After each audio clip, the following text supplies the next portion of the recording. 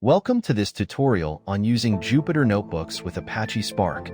Whether you're a data scientist, a big data engineer, or simply curious about data analytics, Jupyter Notebooks combined with the powerful capabilities of Apache Spark can be a game changer. In the next hour, we'll take a detailed dive into setting up Jupyter with Spark, performing data analysis, and visualizing results. Before we dive in, let's ensure you have the necessary applications installed. You'll need Python, Jupyter Notebook, Java, Scala, and Apache Spark. I recommend using Anaconda for managing your Python and Jupyter installation. If you want to follow along, please pause this video and make sure everything is installed. Once you have everything installed, we need to set up the Jupyter Notebooks configuration to work with Apache Spark. This is done by modifying the Jupyter configuration files. Let's get started with that. First, let's set the environment variable for Spark. You'll need to locate the Spark installation directory. On your terminal or command prompt, you can set the Spark_home environment variable using the following command. After setting Spark_home, we need to install the FindSpark library, which helps locate the Spark installation. In your terminal, run the following command. Now that we have FindSpark installed, it's time to create a new Jupyter notebook to start coding. You can create a new notebook with the following command in your terminal.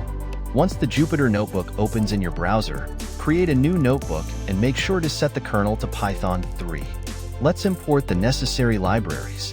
The first thing we will do is initialize Spark using FindSpark. Next, let's import PySpark and create a Spark session. The Spark session is the entry point to programming Spark with the DataFrame API. Congratulations! You have successfully set up your Spark session. Let's start with some basic operations.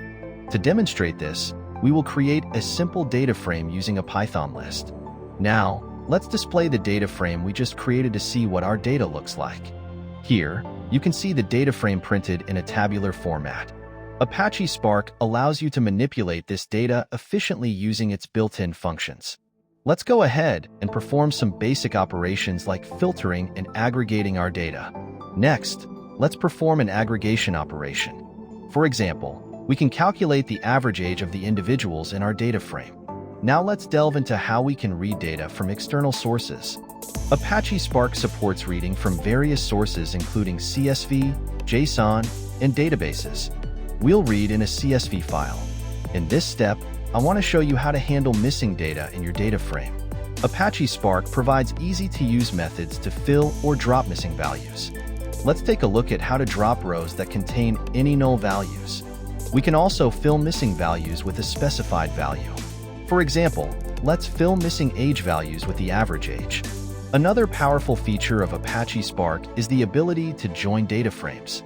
Let's say we have another data frame with additional user information. Here's how we would perform a join operation.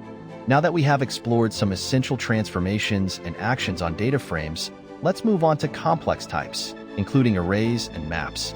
Spark allows us to manipulate complex data types effortlessly. Once you have a data frame with complex types, you can extract or manipulate these fields easily.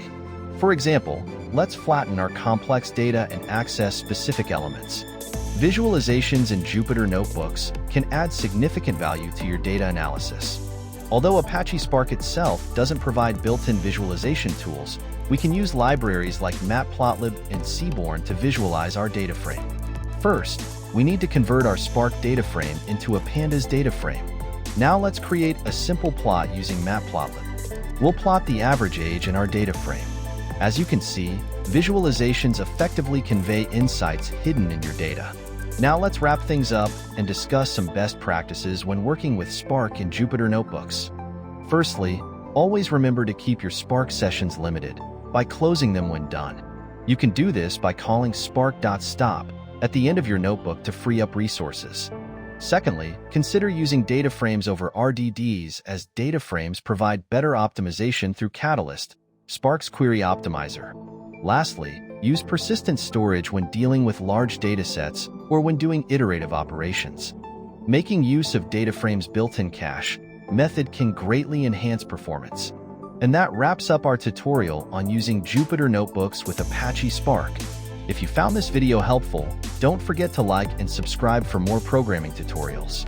Feel free to leave any questions or comments below, and I'll be happy to help. Thank you for watching.